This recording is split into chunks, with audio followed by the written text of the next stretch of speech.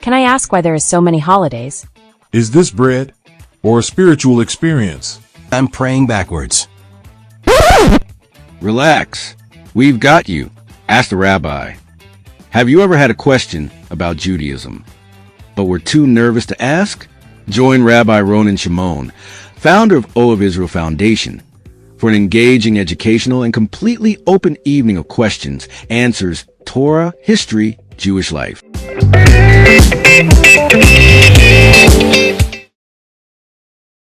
Well, again, we just say thank you for hosting today.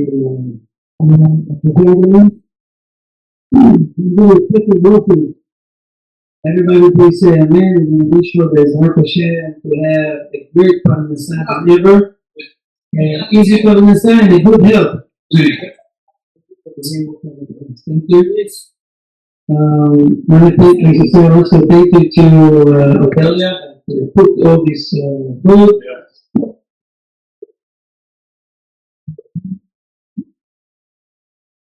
And another one of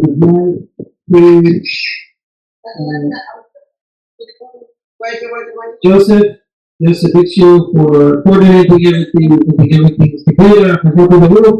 That's a special one for myself.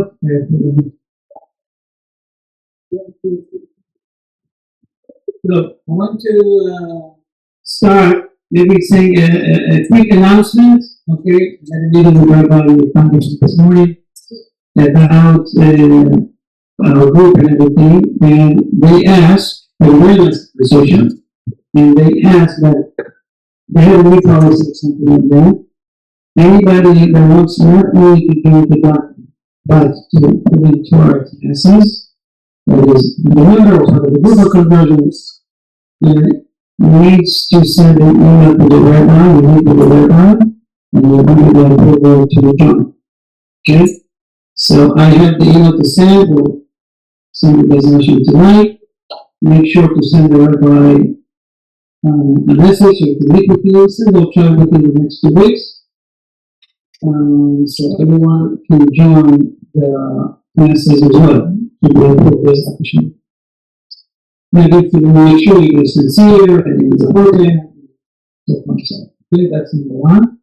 So probably the Tuesday class next one until the next 2 weeks will be my house. Okay? If you have any questions, you can write it to me personally on the box. Okay? So I was thinking, it's Rosh Chodesh. Rosh Chodesh Tammuz. Tammuz is either the 4th or the 10th. You know what that means, the 4th or the 10th? Because the next month is Tammuz. It sounds like Tammuz. What's Tammuz? Orange. Tammuz. Tammuz, it's the next month. Tonight, Rosh Chodesh, it's 2 days. And we have a very special event that happened, that the unfortunate one. Hopefully, Bezat Hashem, we won't have to fast, but we have the 17th of Tammuz fast. When after the Babylonian kingdom were the whole siege over the walls of Yerushalayim, they were able to break in and destroying everything. It was a very hard time ever since. So we have a fast day on the 17th. If Mashiach won't come, won't declare,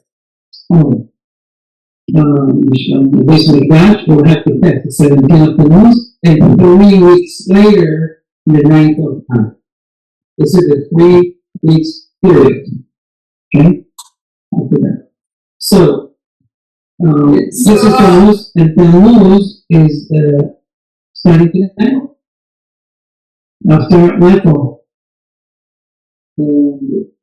So, we thought to have some gathering, food, and I was about the topic.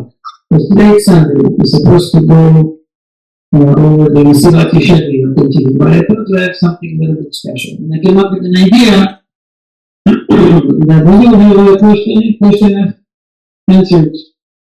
You can ask any question in the world. I don't promise to answer all of them, right? But you can ask. Why don't you say different small elements?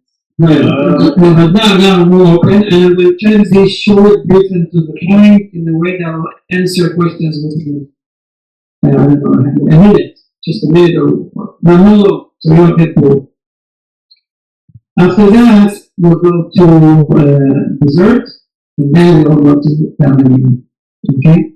So far, someone says, I have 3 questions that Joseph got us from the group. There's not a shit next time, I hope. People, it's recording? Yes, it's recording. I have to behave this way. So the first question I got is on everyday practice. When upgrading it's going to be from kitchen questions, to philosophy, to machshava, to anything that we have to do in life, basically. On everyday practice, when upgrading my kitchen appliances, how do the law of keeping kosher apply to buying modern oven with a Sabbath mode?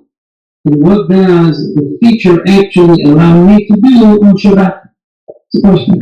So, everybody here knows what Sabbath mode is all about? You're using it? What's the idea behind it? Why not to use it as is without Sabbath mode? I asked the other day someone, and he said, well, if you just put it on the oven heat, okay, for let's say 220 or 210, right? Stable temperature. It will shut off for another after 12 hours. But if you put it on Sabbath mode, it will still you disconnected. Make sense? Okay. But he thought, seriously, that's the only benefit we get from Sabbath. What do you think? You thought that as well, right? Well, we have few issues. And this is why we have Sabbath mode. We can't cook on Shabbat. We're not allowed to cook on Shabbat. It's called bishul. So, what would happen? What's happening when we open the oven? Change the temperature. Maybe the light on. Or light. Not sunlight. Or even an indicator light comes out. Or the digital display would say something. All these called not forbidden on Shabbat, which the Sabbath mode would prevent. So how it does that actually? On a regular oven, which we cannot use on Shabbat, that's why we have a black. You see the tray warmer we have over there? The tray warmer is called plata, or the black. Now they're selling a beautiful black. I saw it's something new. It's from Israel that you can fit your own black in it, and there's a very, you saw it? Oh yeah. It's beautiful. It's folded and it's easy. If you have the sitting shelf over there, very packed. So, Be'ezrat Hashem, I just want to share with you what's the idea behind it. Now, if you open a regular oven, all these indicators can come up. By the heat, the sensor will, the heat, it's prohibited on Shabbat. They consider it as if you cook on Shabbat. Okay? Or you light, or you ignite. You add fire to the oven. So therefore, they came up with a idea called Sabbath mode, or prevent order, which means that as soon as you're on Sabbath mode, what happens is it doesn't matter how many times you open or close the door, it will keep it stable, the same temperature, or it will work on its own cycles. Let's say every 10 minutes or every 15 minutes, you make sure to adjust the heat. Okay? Regardless if you open the door, no light comes up, no indicator, and that's letting us to use the oven. Okay? Any questions about that? Well, not necessarily about that. How about, do you really need 2 dishwashers, Pinkerton? 2 sinks? Is that a requirement, or can you kind of maybe maneuver around that? And if so, how? Okay, thank you for the question. So the question is, if you didn't hear, if we need two sinks or two, what is it, dishwashers. The answer is no. Well, it's better to have one. Just make sure in the sinks you have different sponge. One for the dairy, Yes. one for the and one for the particles. And it's better to have two different dishwashers. But you don't have to, it's not mandatory. According to Saudi, however, the paskin that you could even use dishwasher to put mix dishes, dairy and meat together in between, because the material they use, the detergent they're using, is so strong that it burns everything. Okay? It doesn't disqualify the dishes. The recommended method is if you have one, to put first either dairy and then the meat, or vice versa. But if it happens to be, we put it together, we add a dish inside. This disqualify, you don't have to kosher it. Any more questions about that? Is the customized different practice? Yes. You can do only one after another and you have to kosher it in between. Refrigerator. Right. That's it. First. Go down and start keeping. So, same thing with refrigerator, you need to have Sabbath mode or refrigerator, which they have many of them today. The problem is those who doesn't have that, and we have to go in the neighborhood long time ago. We found a solution with the magnet because the old refrigerator had just a menorah. It's a menorah and light bulb. So what we did, we unscrewed it, and I left it like that. We have enough light from the kitchen and forgot about it. Because in Shabbat, make sure we put the same thing in the fridge. Now they are full of leads all over, inside, outside, everything. That causes a problem. As soon as you open the refrigerator, you're able to flow. So, yes, so you have to have a Sabbath mode. Or get one that you can unscrew the lights. You say the washing first, the dairy. No, it doesn't matter. Doesn't matter. Just go as an example. This is vice versa. Okay? So if you want to, yes, go ahead. What's your name, sorry? Ezra. Ezra. For instance, when we have dish soup, you're not supposed to put dairy and Correct. So, Correct. But we must have a different sponge. okay. Any more questions? Okay. Next question was on business ethics. Yeah, business ethics. If I'm hiring a contractor for a construction project, what are the ethical and legal obligations under Torah law regarding timely payments? And how do we handle disputes without using the secular court system? Anybody understand the question? Okay, is it good? It's your question? No, but in property management, we deal a lot with the secular support system. Okay. So, do you have any ideas, Edward? How to handle it according to the Torah law? David? You would pay the person before, let's say you start working from the night, you would pay him before the next night? No, before the week. It's the end of the day, it's the end of the day. Let's say you shouldn't go to. Right? That's the question. According to the Torah, you have to pay as soon as you finish the job. So it makes it complicated here when the end of the week or in 2 weeks or every month. So it's not really following Torah guidance, right? No way. So if you currently right now, I have an individual doing some landscaping on one of our properties. So if we agreed upon payment is half up front, and then the remainder upon completion.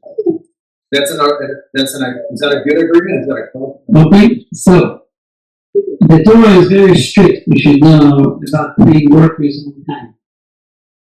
And it says in the Deuteronomy, do not withhold wages on the Ikapa. Leviticus, it says, on the same day you should pay them. Okay? It says in Baba the languages violates Baal Pelim. There is a halakha that says Baal Pelim. We should not withhold payments. So this is according to the Torah. What's the solution? The solution is, bottom line, it depends on what you agreed on. Okay? If you agreed on at the end of the week, if you didn't agree on anything, obviously you have to follow the Torah, and it says, hey, this is okay. If I tell you, no, not today, you can pay me, you do it. It's a different story. If there is no agreement, you have to follow the Torah. Back then, the time was, people come from far away. They had to go back home. They couldn't come back. And they never got paid. So the Torah is there to finish the job with the person. Unless you agree upon no other agreements, okay? Okay, same day or agreed terms. Okay, any more questions about that? Shabbat is a different story. Because Shabbat first, no one should work for you. There is other questions, for example. How you can pay for someone who works for you on Shabbat? He's not allowed to work. And how can pay for someone who works on Shabbat? Give an example. A cantor, someone that reads in the Torah. People get paid for them. In our shul, as far as I know, they are volunteers. Right? But let's say in places that they're paying him for the effort, they have to prepare the whole week. For Chazan, to the Torah. Or what about a cleaning lady? She finishing Saturday night, 11:30 p.m. You can pay her. She can do it. On Saturday night? Saturday night. You see many families there. Even maybe that comes and we do very late, especially Passover. They stay till 2 or 3 o'clock at night, probably sorry. Okay, that's one option. But it doesn't solve another problem. How can someone work for me on Shabbat and get paid for work he does on Shabbat? Or maybe the Torah reading the Torah. You got the questions? Answer? Huh? They decide they want to work. Okay, I don't want to go through the whole option. I'm missing one or two. For the one that is reading the Torah, learning the Torah, or is a cantor, you don't pay him anything for Shabbat. We are paying him before Shabbat. We tell him what they pay on. We're paying him for the preparation, the effort he made the whole week. That's it. For nothing. For the maid. So the maid, she's not Jewish. She can ask for money, but you have to agree with her before on the terms. Either I pay you before Shabbat, or there is a check for you on the table or an envelope with the money. She picks up after. People like that more because sometimes they pay and they don't show up. And we have that. You come, you finish, you take it. It happens also with people that. Let's say technician can come only on Shabbat. Because of the problem, because let's say, for example, it's so hot, can stay in hand, dangerous. But to fix the air conditioning happens all the time. They come on Friday, it takes longer. So right before Shabbat, it happens to me. Go to Shabbat years ago. So I said I had to go to show. It's still working. So I told them, what she asked is in the envelope, and it's just pick it up. You need to be required and all that. So, Baruch Hashem, we have a solution for everything. We just need to learn to know Baruch Hashem will give us it. Any question? It's a good yes. Party? Party events, talk about Events. So I made position with Margia. So how does that relate to the faith? Right. All Mashgichim, it's kind of akin to all Mashgichim works on Shabbat and Yom Tov. All of them. They pay you for your talent, for whatever work you did before Shabbat. So that even if it's a one-time thing and you don't work for the Shabbat, it's I took my son the other day. There was an exhibition somewhere in the hotel to work for Shabbat. Okay? So it didn't really work for them. They needed some money. Very separately. So they asked him to do some preparation before Shabbat. And they paid for that. It was pretty good money for the preparation only, not that. We have a solution. Okay, next question. Question for okay.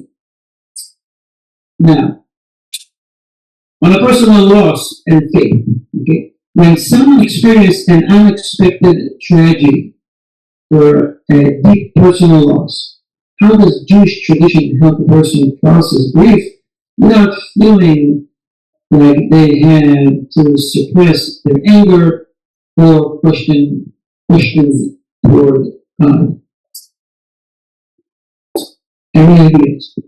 Do you understand the question? I need to repeat that. How Judaism actually handles Shiva. Very good. What else? Who else have Shiva? No. The Torah knows human nature, soul, and heart. But 3 days is grief and crying. The next 3 or 4 days is comfort. And there's a decree. It's called the decree, Isaiah. Hashem means.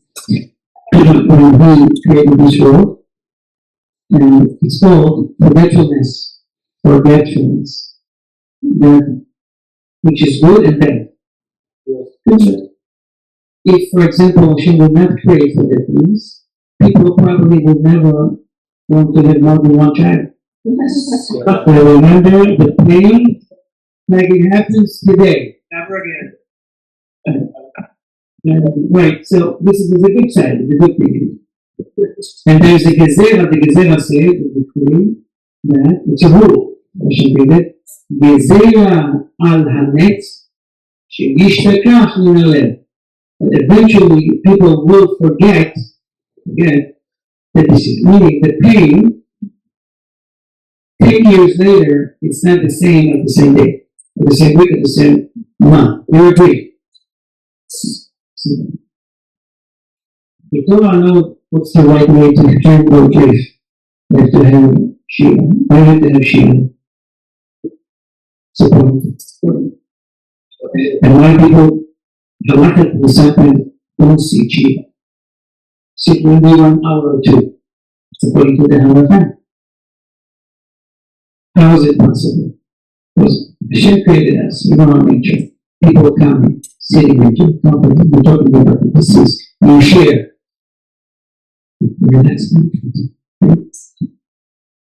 People that died right before Chag, Chag become part of the Shiva, and you're exempt. Due to the joy of the time. The time is joy, it's not of joy. So people that passed away, let's say, an hour before Seder night, or before Sukkot.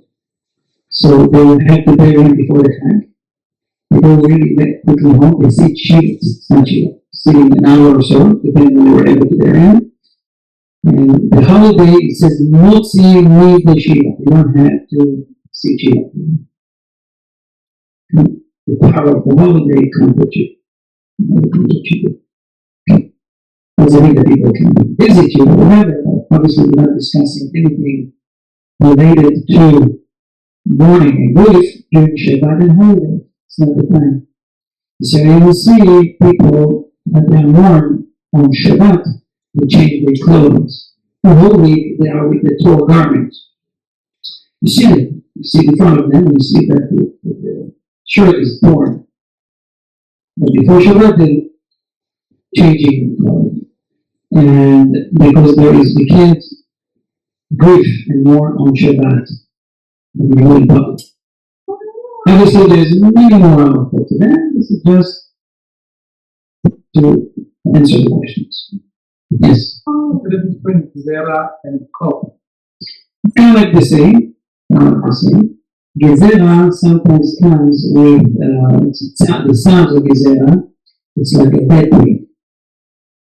Usually, when there's Gezerah, that's why he's saying that Hashem, Gezerah is like a verdict, decree. So Gezerah is a decree.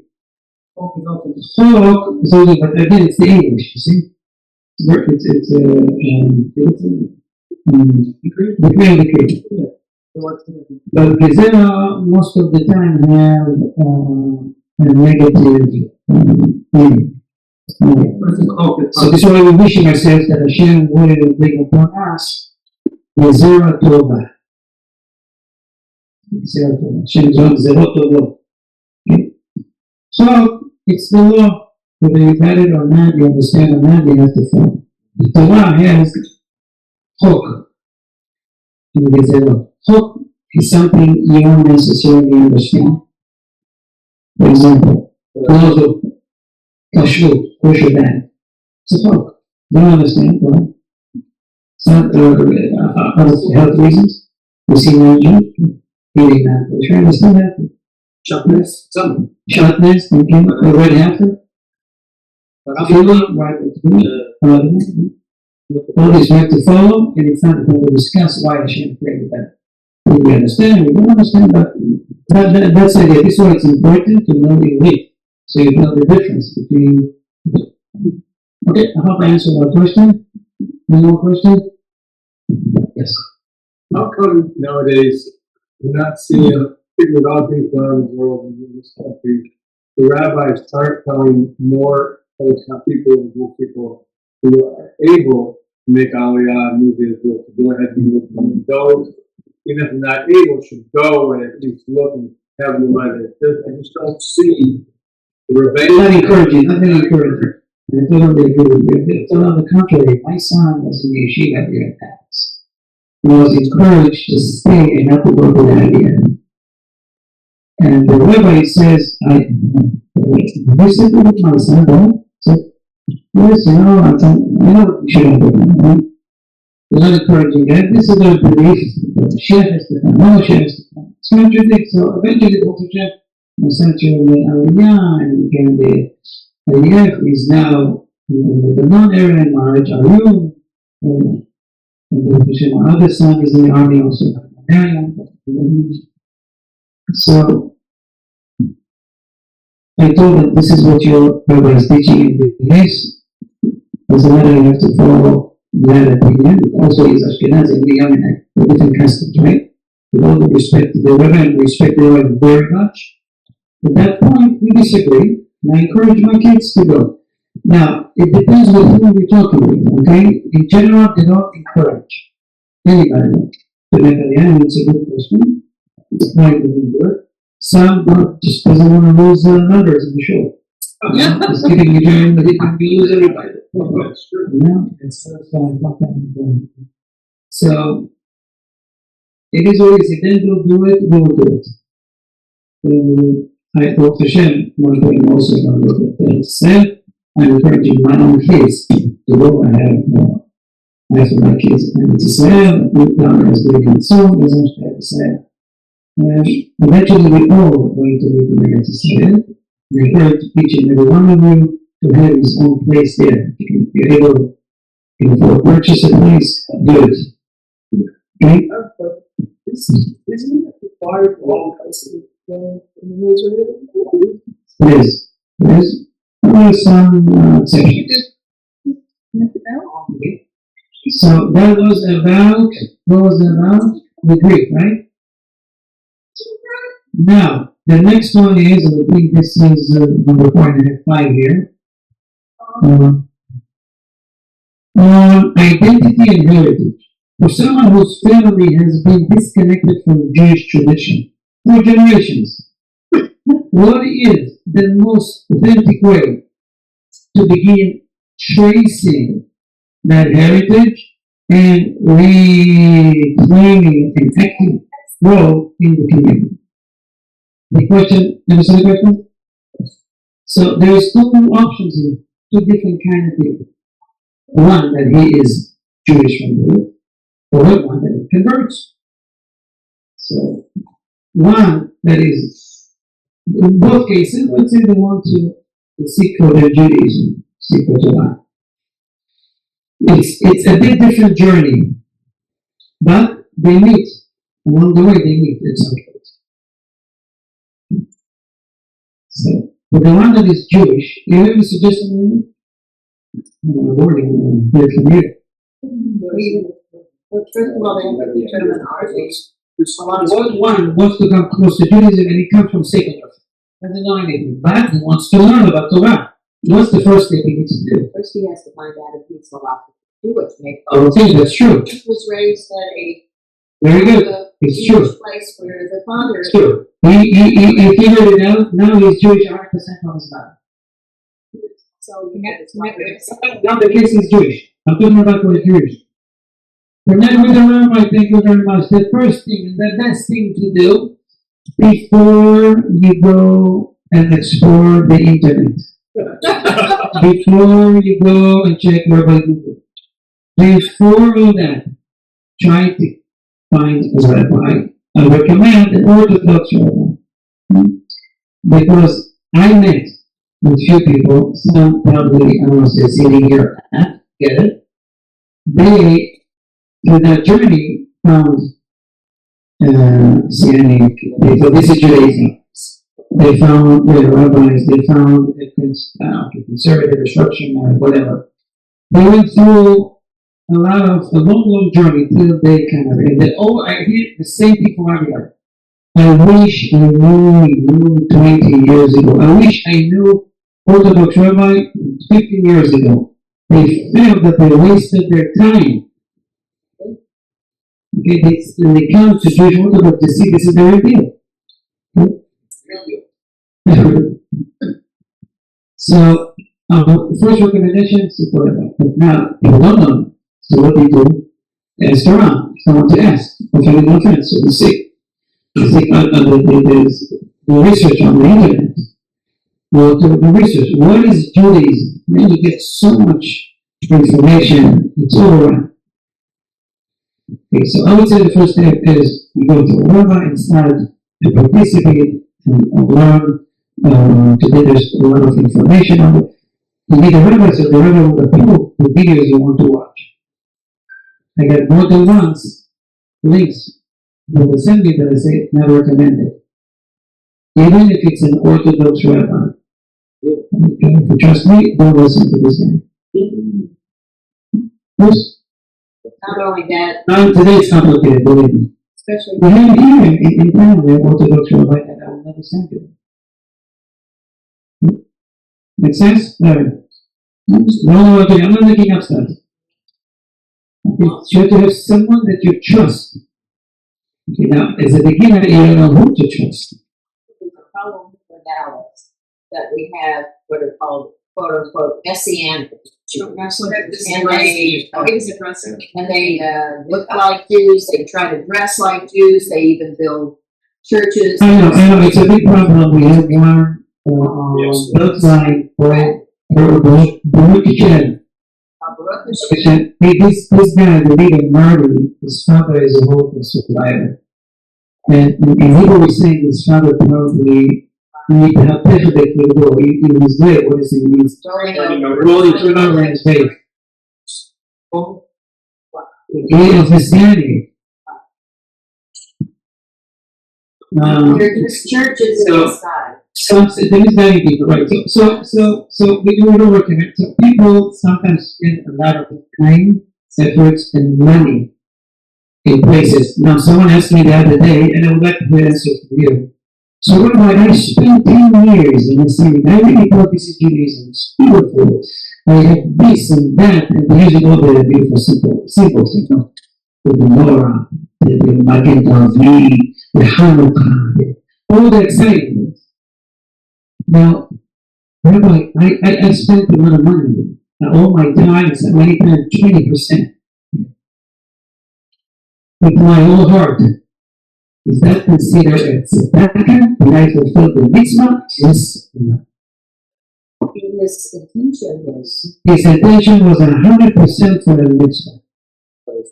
What is the answer? Did he do a mitzvah of tzedakah all these 10 years, spending thousands and thousands of dollars?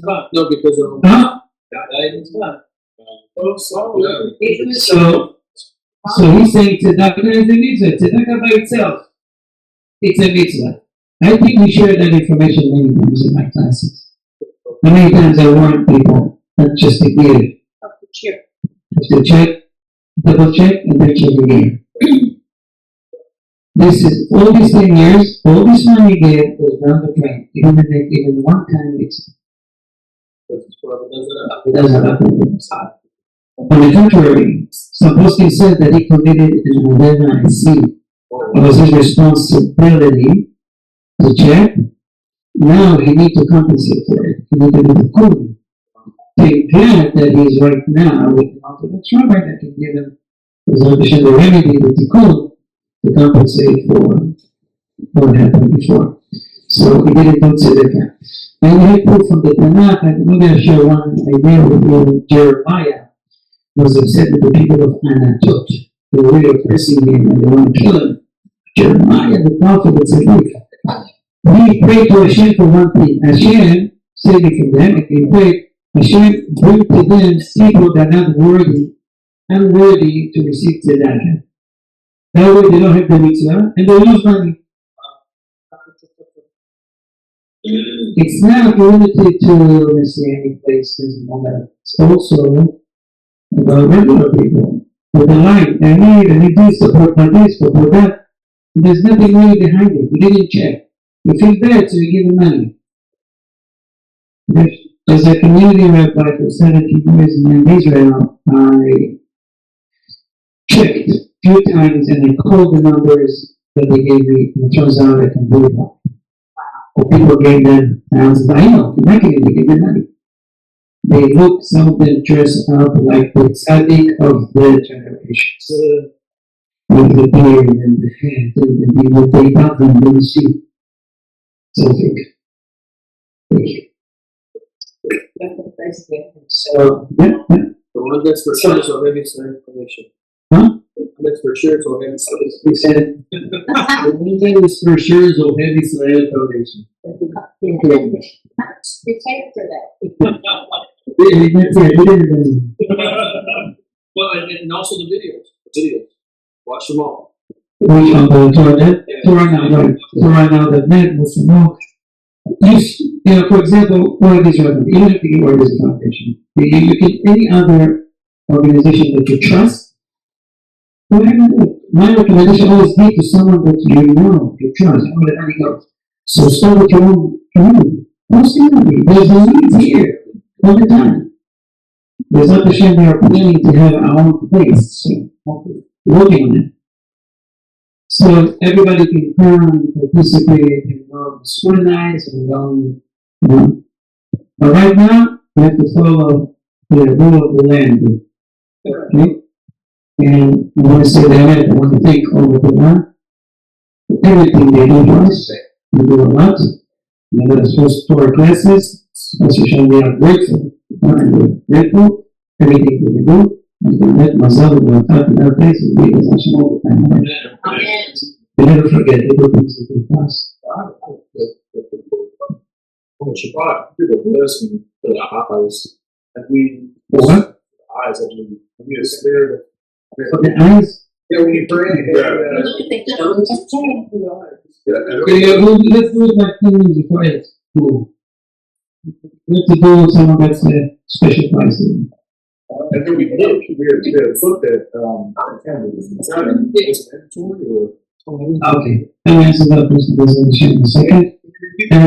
I'll put the question. This is for to get you a price. Everything today that we do is with the help of volunteers, obviously, Yosef and Joel and me. And it's all sponsored by Orthodox Israel Foundation. We'll appreciate everybody and support like this in any way. Everything is free. There's not to spread the word that the next event will be a bigger.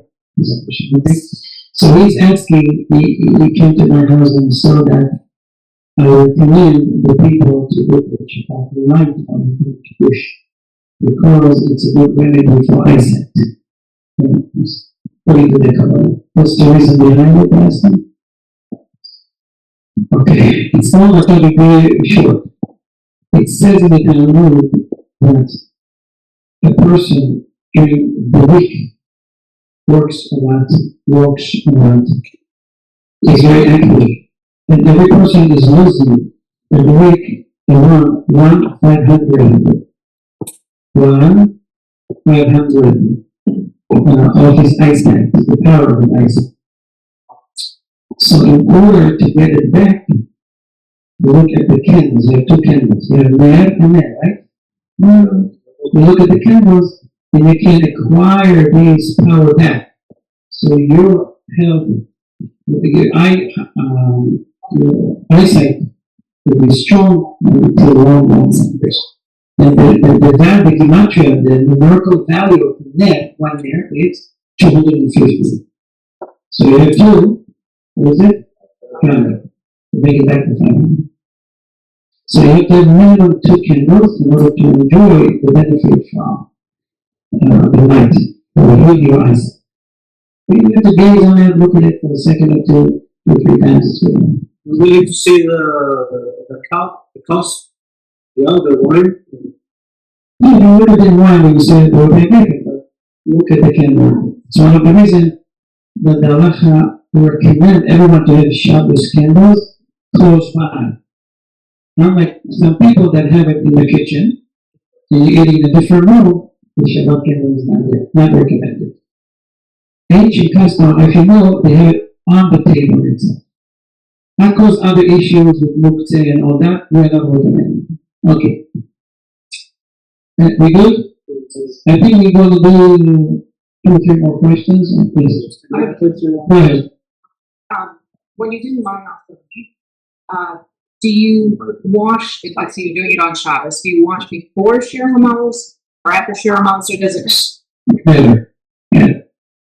So Karen is asking, what is the best time to wash hands for the final morning of mourning? Either before Shir Hamamos or after Shir. So it depends on your customs, because some Ashkenazi do Shir Hamamos, so I don't know necessarily do Shir Hamamos. And I'm not sure. You can do it before, as long as you keep silent. You can only say words of Nacha or Shirana. Okay? Some are a little bit more strict. What they do, Shirana, they have it in front of them, and then they say, I'm not going to go back. They touch the word, and they immediately they start the katanazon. It's easy when you're by yourself. You know, a lot of people, okay, so it doesn't really matter, as long as you keep silent. If you're talking, mundane things, I'll call you later. When it's public that, you have to rewash the hands with my employee. Okay, so you can do it. Wash your hands, wait for the signal, and continue. Can you also clarify? Someone came up with this question the other day. If you do your benching and someone forgot to say would say for shots, so would it have to repeat? Or is it just for the first 2 meals you have to repeat it? The shal shidduch you don't have to repeat. Let's say if you forgot. Okay. So we had a question. Do you know which part is red say? And the food? Which one is it? First 2 meals. So you do the katanazon, you must do it say, otherwise you have to repeat. That's a must. The question starts when you have it collided with the Rosh Chodesh.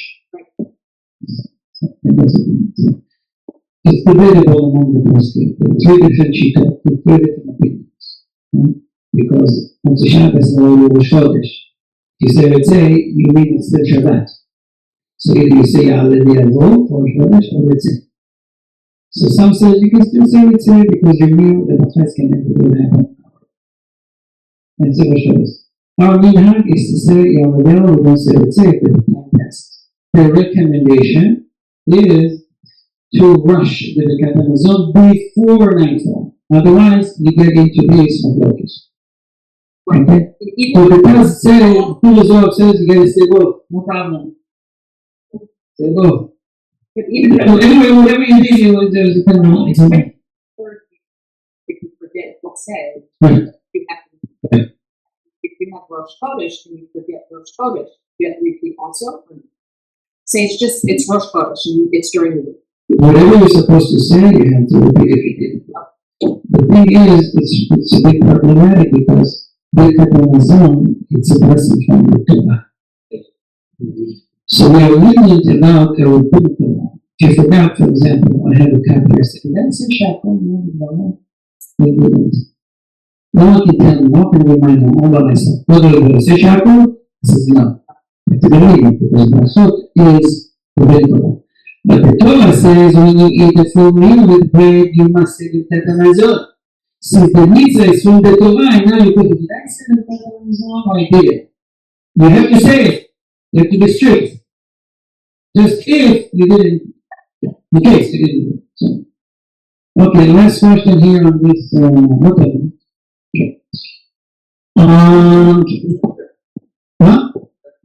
Okay. Modern dilemmas.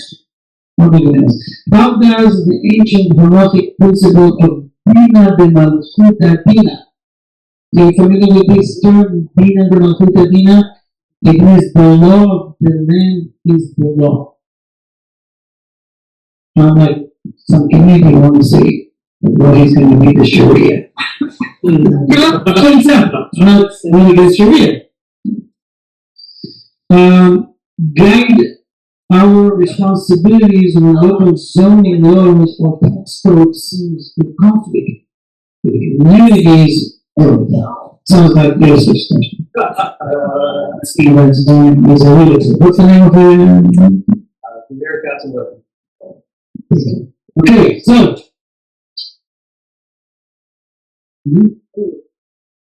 Okay, it's bigger than that.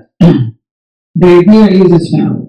First, you have to comply and follow the Torah law. That's number one. Okay? If the law of the land says differently, as long as it's not contradictory with the Torah, you must follow. That's right.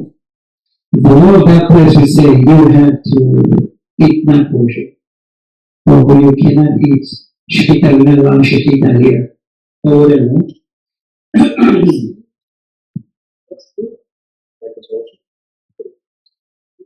Okay, make sense? So now, there's a greater question than that. For example, someone had debate, two guys, and take him to court. Where should he take him? To a big Jewish court or to downtown court? The Torah says you must take him to a Jewish. What if this guy that will take the he won't listen to the rabbi, doesn't care about the law?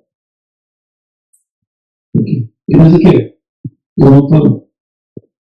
The Torah halacha says, of course, every opinion is a general information. You need to ask every individual case.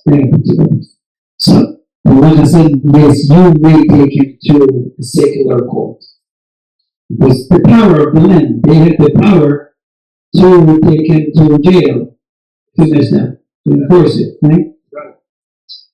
So it all depends on the situation. Right? Huh? Where? In the secular court? Yeah, we'll do it. So it's become a very famous joke when you just remind me, yes, the court is a very talking about the judge. The judges will most likely you probably never be to that. In New York, a guy the day before security built this sukkah. So, okay, he built this sukkah, and the neighbor didn't like it. He asked him to take it down, and they said, take it to court. He took it to court, and the judge was Jewish, and the right day before Saturday, he wanted to break it down. He said, no one do that. Not like the HOA rules, break it down. So, the judge, he was Jewish. He saw the guy, he says, you know, I agree with this guy, it's not by the law. Some of the Jews, they have 10 days to break it down. Thank you. Okay, we're done with the question. There's not a shame. I expect more questions next time. Go ahead. What's your name? My Jewish name is Vidal. Bedalians. Gregory, what is Russian? In English, it was Okay, go ahead. Okay, go ahead. Bedal, what's the question? It's a question. I'm 100% Jew. It's a question. For example, I know what regarding according to Halakha, if like my father boy and my mother Jewish, I'm Jewish. Right. Yeah. If my mother must be the rest boy, I'm Jewish. And for example, if I have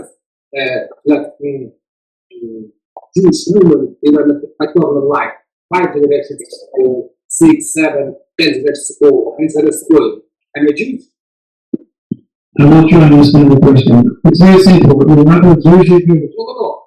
Grandma, my mom, my Jew. Grandma is Jewish and hold on. If your grandma is Jewish and her son is Jewish, married non-Jew, and the non-Jew is your mother, you're not Jewish. If my mom, Jewish, I'm Jewish. But my question is, for example, if I have Does that mean how many generations can you go back before Jewish, not Jewish? It has to be Jewish all the way. If there's one time breaks at some point, then it's not Jewish. Okay. If you have from the faith, it's Borei Minyan Zonot. If you have from the other. So please don't be shy, say it out loud. We're going to say a lot of blessings in Gary's house. So no question is too basic? No question is too basic. Come curious. Come ready. Come with your questions. You bring the questions. The rabbi brings the answers.